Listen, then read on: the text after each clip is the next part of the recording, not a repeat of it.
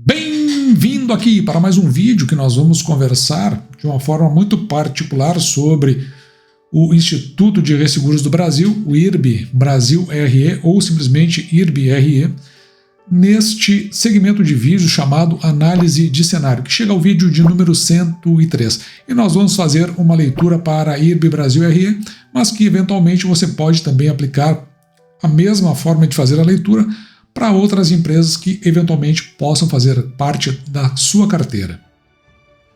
Eu falo com muita frequência aqui no canal sobre a forma como eu acabo analisando empresas e que faz parte do método que é utilizado aqui no canal e que chega nas ações que nós temos hoje fazendo parte da carteira.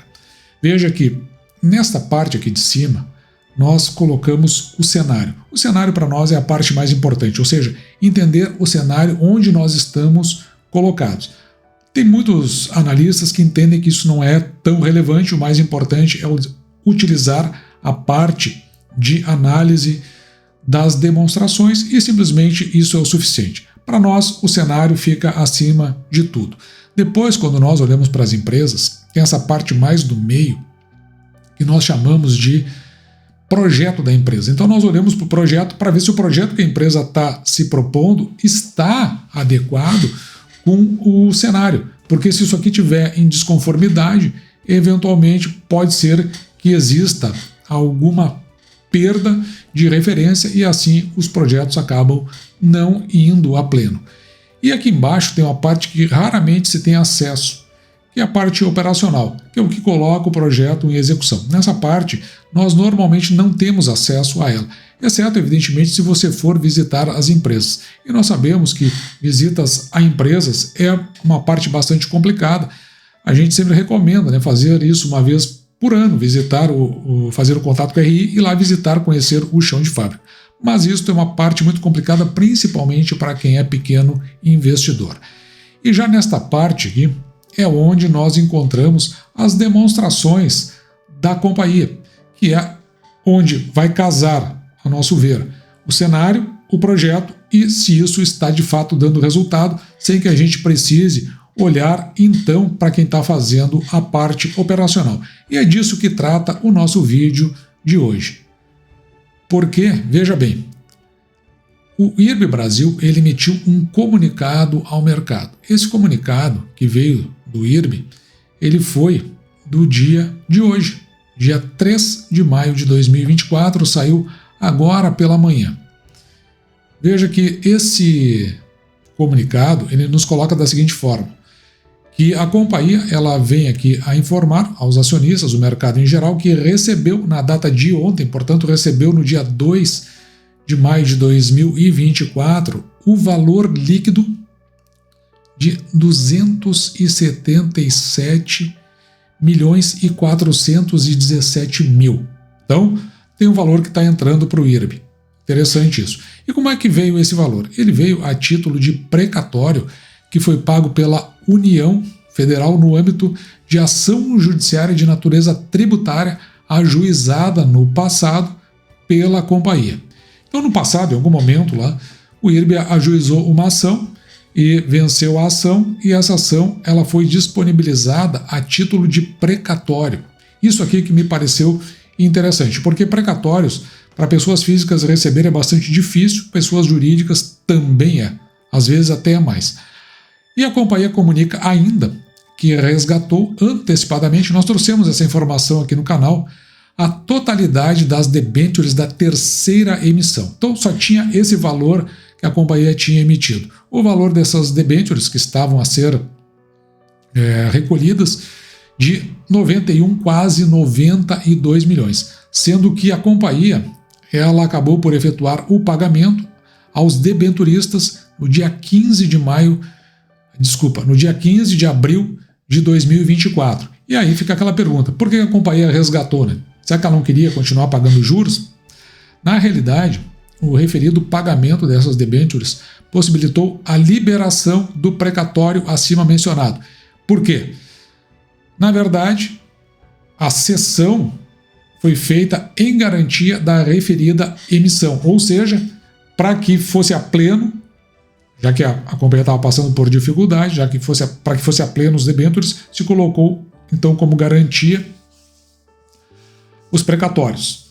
Quando a companhia já, talvez em algum momento, sabendo que receberia esses precatórios, bom, então foi lá e quitou as debêntures, ou seja, fez o resgate delas, e lá no final das contas, veja bem, isso aí acabou por gerar um saldo efetivo no caixa da companhia no valor de 185, quase 185 milhões e 500 mil aproximadamente.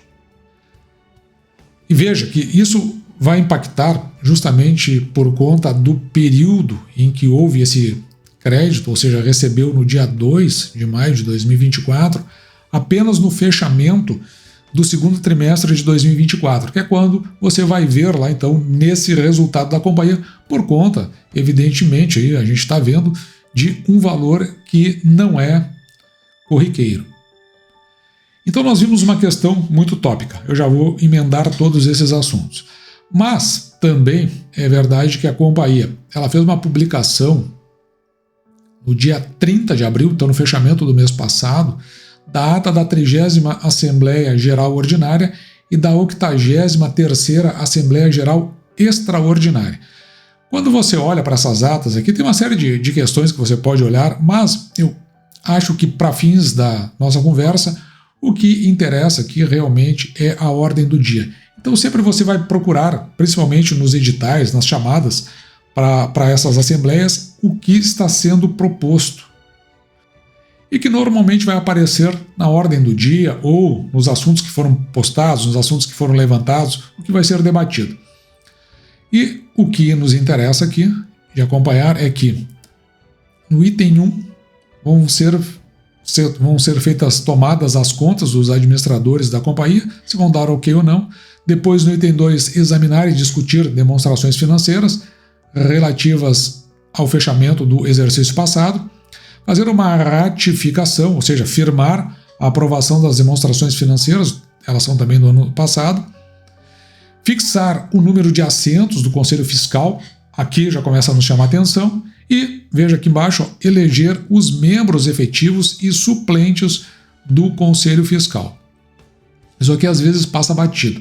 Mas se você for aqui embaixo, você vai ver que o resultado, ou seja, a deliberação, ocorreu por aprovar, por unanimidade, o item 1, aprovar também por unanimidade o item 2, esses que eu li agora há pouco.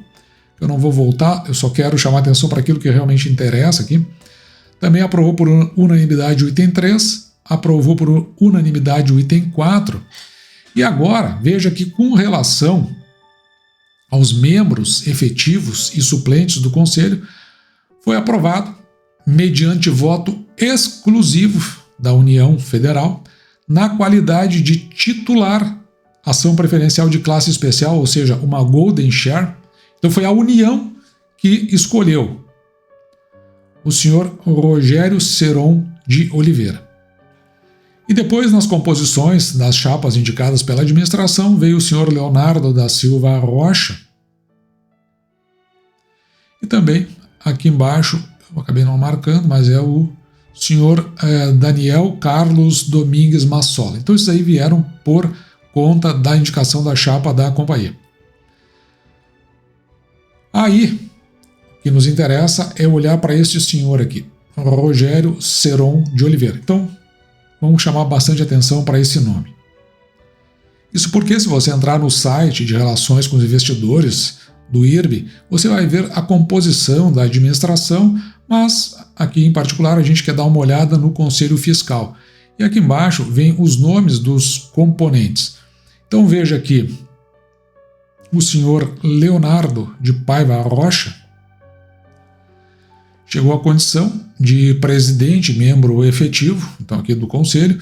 O senhor Daniel Rodrigues, também membro efetivo, hoje já consta lá no site da companhia. E se nós formos olhar mais aqui embaixo, está o senhor Rogério Seron de Oliveira. E aqui embaixo tem o currículo dele. Atualmente, ele é secretário do Tesouro Nacional, auditor fiscal, servidor de carreira, né? Então ele é auditor, é servidor de carreira, é auditor fiscal tributário. E aqui embaixo, você vai olhar aqui, ó, que ele foi, no ano de 2000 secretário adjunto de finanças do município de São Paulo em 2015. Mas aqui foi adjunto. Se você olhar um pouquinho mais para cima, aqui você vai ver que ele foi secretário de finanças do município de São Paulo no ano de 2015 até 2016. E veja aqui, o prefeito de São Paulo, de 2013 a 2016, foi exatamente o atual ministro da Fazenda do Brasil. Toda e qualquer conclusão ou ilação eu deixo por sua conta. Mas eu acho que o fato relevante e preponderante aqui, então você vê que chega esse precatório para o IRB, isto ajuda muito a companhia e ela gradativamente, dentro do que ela vem fazendo do ponto de vista do turnaround, ou seja, ela está se reestruturando, ela acaba também recebendo esse apoio vindo também do governo federal. Como ela é parte de uma espinha dorsal dentro do sistema de seguros do Brasil, já desde a sua criação, em 1939, no governo Getúlio Vargas, não era bem essa estrutura, mas ela faz parte de uma coluna que mantém uma estrutura da base de seguros do Brasil funcionando desde então. Ou seja, dá para a gente fazer uma interpretação que talvez muito grande para quebrar.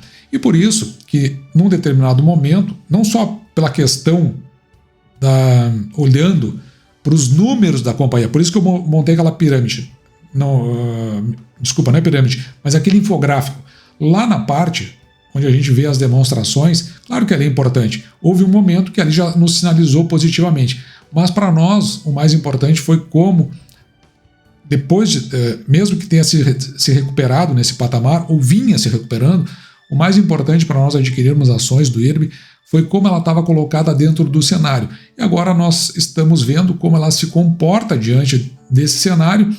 Inclusive eu fiz um vídeo aqui no canal onde um acionista relevante da companhia tentou emplacar uma pessoa para o Conselho Fiscal e não conseguiu. Então você começa a enxergar como essas coisas vão se estruturando e por que isso não aconteceu no passado. E por que agora, com a Golden Share da União, nós temos aí uma posição a ser ocupada. Ou seja, é uma companhia relevante para o governo federal, principalmente para alocar os seus quadros e que, eventualmente, está tendo aí um benefício dentro do contexto da justiça e está aí encaminhada para que tenha a sua recuperação. Ou pelo menos essa é a minha leitura, mas eu deixo para você fazer a sua, fazer o seu comentário, o que você pensa, o que você acha disso, se tem algum significado, algum sentido isso que eu estou dizendo aqui para você. Até para a gente discutir e verificar se nós temos opiniões, versões, ideias diferentes, porque isso nos ajuda principalmente na construção das nossas informações na hora que nós escolhemos e mantemos empresas no nosso portfólio, na nossa carteira. E dito isso, eu vou ficando por aqui. Eu espero que você tenha gostado. Me despeço de você, desejando que você fique com Deus e deixando, como sempre, meu grande abraço.